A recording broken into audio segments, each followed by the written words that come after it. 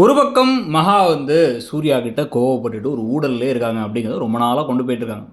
சூர்யாவுக்கு திடீர்னு என்ன ஆச்சு அப்படிங்கிறது நமக்கு ஒன்றும் புரியல. இந்த குடும்பத்துடைய நலனுக்காக யோசிச்சு, இந்த குடும்பத்துடைய பிஸ்னஸுக்காக யோசிச்சு பல விஷயங்களை ஹேண்டில் பண்ணிகிட்டு இருந்த ஒருத்தர் கௌதமால் இதை தனியாக பண்ண முடியாதுன்னு தெரிஞ்சோம்.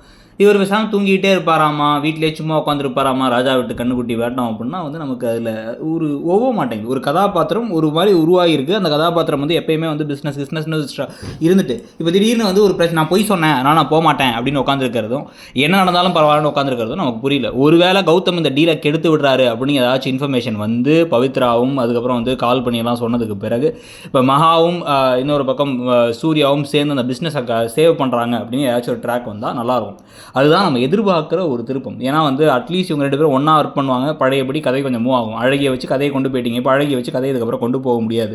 ஏன்னா சின்ன சின்ன விஷயங்கள் இதுக்கப்புறம் அழகியை வச்சு நடக்க போகிறது எல்லாமே அனாமிகா, விஜய், பிரபா இவங்களுக்குள்ளே தான் நடக்க போகுது. பிரபா மனசில் விஜய் இருக்கார், இருந்தாலும் ஒரு கல்யாணத்துக்காக ரெடி பண்ணி கல்யாணத்துக்காக ஒத்துக்கிறது, அந்த சமயத்தை அனாமிகா கம்ப்ளீட்டாக ஒரு வில்லியாக மாறி இருக்கிறது, அழகியவே போட்டு தள்ளணும்னு ட்ரை பண்ணுறதுங்கிற மாதிரி ஒரு ஆங்கிளை கொண்டது.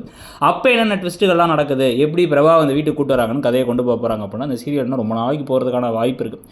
பல விஷயங்கள், புது திருப்பங்கள், அதுக்கப்புறம் மகாவுக்கும் சூர்யாவுக்கும் குழந்தை பிறக்கிறது, கௌதம் கொஞ்சம் கொஞ்சமாக மனசு மாறது, ஐஸ்வர்யா குழந்தை பிறந்ததுக்கப்புறமா அப்படின்னு பல ட்ராக்கள் வரலாம். இதில் என்னென்ன ட்ராக்கை நீங்கள் எதிர்பார்க்குறீங்க, இந்த கதை எப்படி போகுது, இந்த சீரியலில் உங்களுக்கு பிடிச்ச விஷயம் என்ன, ஒத்து வராத விஷயம் என்னங்கிறத சொல்லுங்கள். தேங்க்யூ.